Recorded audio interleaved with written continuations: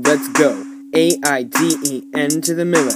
You might think you're sick, but I know that nobody's iller. I spit fire on the mic, and as you'll soon find, I'm back with a rap that'll blow your mind. Now the topic I've selected is no accident. You know I'm here to shed some light on the Enlightenment. Now a couple of philosophers took a little pause, and they opened up their mind to think like natural laws. The Enlightenment was when the thinkers started to see we had the right to freedom, happiness, and liberty. Now there's 6 cool people that I'll tell you about. Their ideas and philosophies are rather far out. So stay tuned, people, kick back in your seat, and prepare yourself to watch me kill it on the sick beat.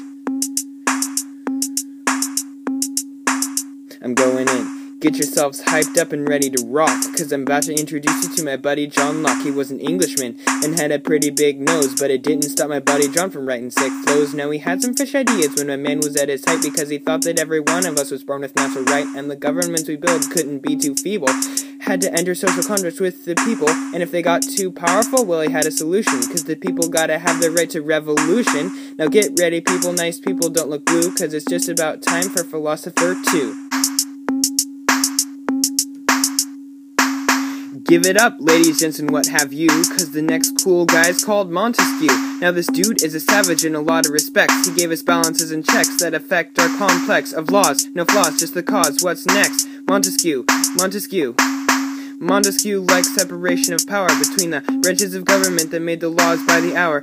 And as you see our country's evolution, his ideas did become the basis for the Constitution. Now kick back again, I say to thee, cause we're just about ready for thinker number 3.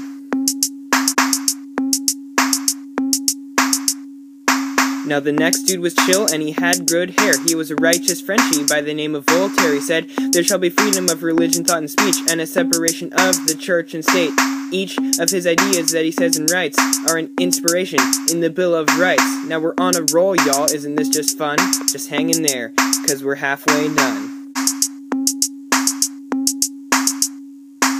He wrote the social contract, he had mad flow. Give it up, y'all, for Jean-Jacques Rousseau. Consent of the governed was the dude's main bit. Rousseau is pretty smart, I gotta admit. Another thing he talked about, the individual. Liberty of the people, you gotta know. The Declaration of Independence is where we hear Rousseau. Y'all ready for 5? Come on, let's go.